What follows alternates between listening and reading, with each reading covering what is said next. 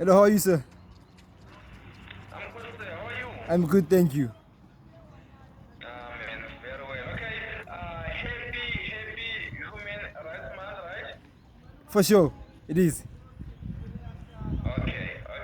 And Yep, uvukile, right? I'm strong and kicking. Sorry? I'm strong and kicking. Uvukile is strong and kicking. Oh, okay. Okay, so now, okay, it's the 1st of March, 2022. So, man, tell us, what does this month 2020. mean to you? For sure, I'd like As to. someone who is in his right. Pardon? Okay, I'm asking, what does this month mean to you, Ofentse? Okay, sorry. I'd like to start by saying a proper introduction. Hi, my name is Ofentse Mabe from Action SA 138. I'd like to wish you a happy Human Rights Month, and please stay tuned to KCA Radio 107.4. KCA creates means purpose. Okay, what I, what I'd like to say is that this month is very important to me because it highlights our rights as human beings. But what I'd like to start with, it highlights like our rights as men, and make sure that we also have a say in this equality thing. I feel like some rights are being violated by the government too. We need to highlight and go back and make sure that we structure and restructure our rights and equality in the constitution and in life in general. Our rights. Yeah.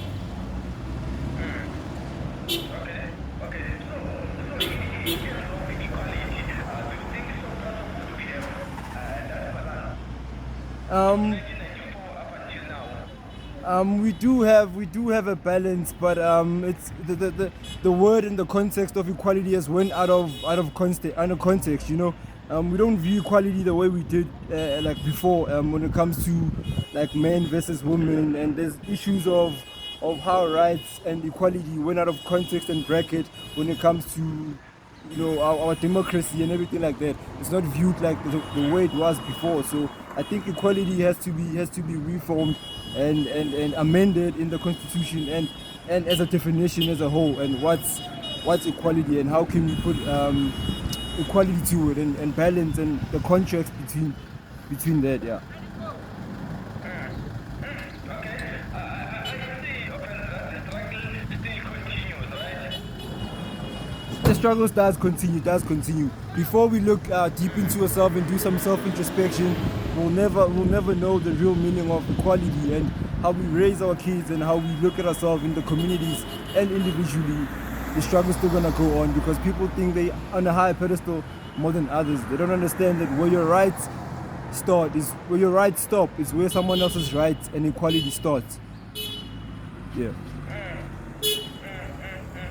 Okay, so you guys, you as an organization or as a action estate, what are you trying to prove or to improve from the freedom yet that we have right now? What are you trying to improve? I can't really speak much on the Action SA side, but I'd like to say on my side and as a community-based leader, what we're trying to do is that we're trying to improve and educate people about freedom and rights and making sure that they understand what what what equality is and what their rights entail and how they can establish and carry themselves knowing their rights and how they can move from point A to point B to make sure that they also know what they're capable of and how their rights shouldn't be violated. And that's more like self learning how to have like self-respect and learning how to know about yourself actually as a person if you know your rights. That's what we're doing and helping them move forward and getting opportunities that they have to get by knowing their rights and having their freedom, knowing about their freedom. Yeah. Okay, offenses here on KCA, right, on Tuesdays is education Tuesday, right? We are dealing with education measures. I remember a few weeks back, there was an issue in Cape Town and in Randfontein whereby in schools there were sagas, there were conflicts, there were issues about racism, whereby parents were fighting amongst each other about racism. So, Yeah, yeah. do you think how long is it going to take us as white or black Africans to reach a point whereby we don't see a difference, or we don't see color between black and white? To be honest, I feel like racism is never going to stop. Racism is something that, you know, they conceal racism and hide it under, you know, layers and brackets, but racism is not going to stop. So this is up to black people to stay black conscious and know where they're coming from, to know where they're going and what they're gunning for. So if they don't know where they're coming from, we won't know where we're going.